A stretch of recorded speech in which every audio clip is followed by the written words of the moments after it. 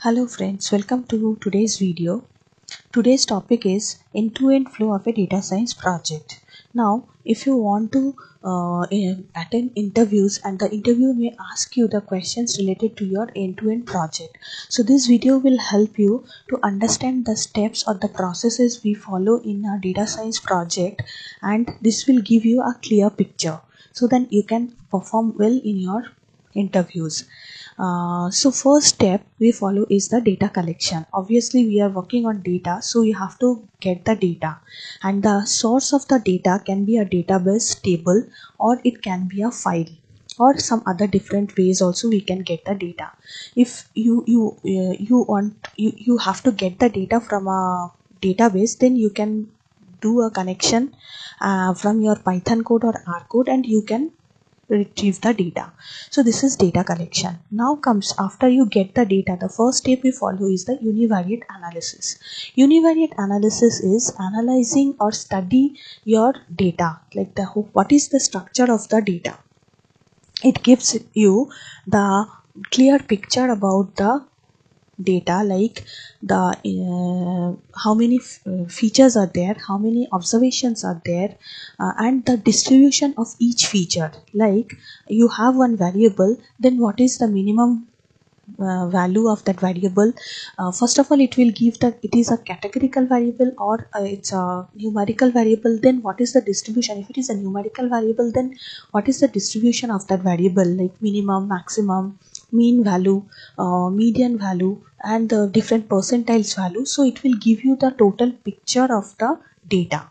Now comes the variable reduction.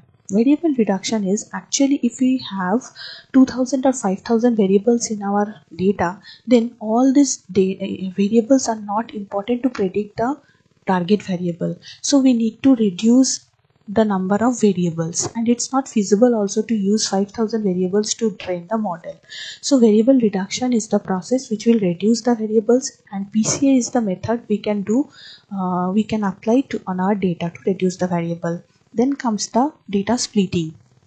So before building the model, we need to divide the data into trend and test data so that we can train the model on trend data and we can test the performance on the test data. Because of that, we are splitting the data into train and test. Then comes the missing value and outlier treatment. If in your data some variables having missing value, then we need to remove those variables, because it's not feasible to variables which are having missing value, we can discard those observations. It's not feasible. Sometimes we need to replace the missing value with some other values, and this will be sometimes business decision what will be the replacement value, or we can use mean value or the median value also. Even same as outlier treatment. Outlier treatment we can do with the box plot check or the percentile values also. It gives us it shows us if there is any outlier present or not, and accordingly we have to do the outlier treatment. Then comes the bivariate analysis. Bivariate analysis, from the name we can say that it's a relationship, it checks the relationship between two. Bi is 2, so it checks the relationship between two variables. One is the predictor variable and one is the target, like one is the independent and dependent variable. So for each and every independent variable we need to check the relationship with the dependent variable or the target variable. For example, we have x1 to xn variables, then we need to, and y is the target variable, we need to check the different relationship between y and x1 to xn.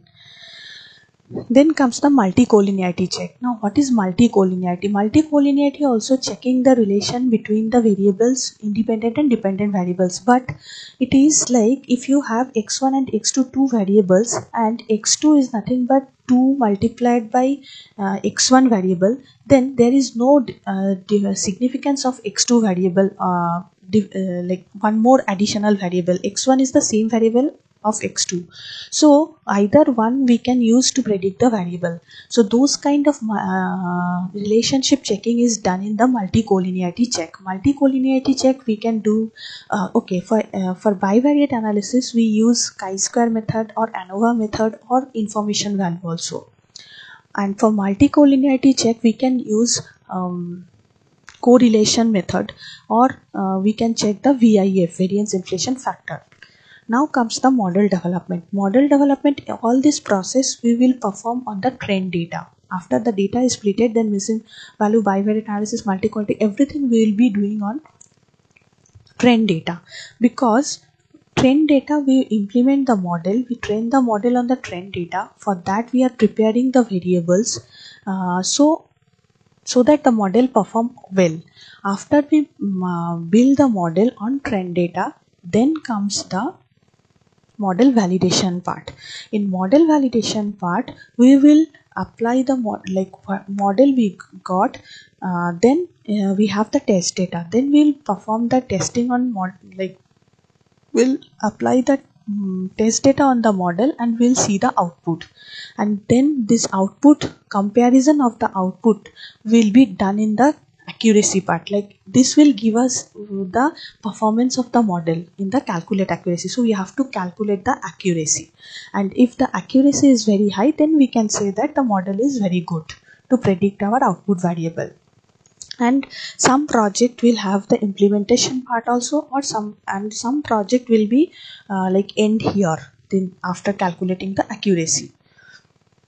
So this is the end-to-end flow of a data science project. So when in the interview you will be asked, or sometimes you have to write the project description in your resume, and interviewer may ask you that how you implemented that.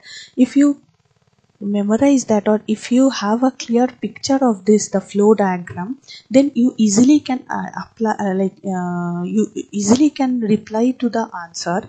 And what you have to do is take a data set and execute all the process, the step-by-step process what I have told you. Step-by-step process you execute on the data and get the output. Then you will get your confidence, and you will get the knowledge that how the data science project is executed in real. So that's all for today's video. Hope you like the video. If you have any question, please let me know in the comment section, and I'll be uploading more videos on different topics of data science. And also I have decided to give one uploading one video which will give the tips to how to crack a data science interview.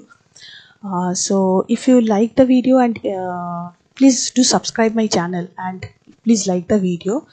Thank you very much.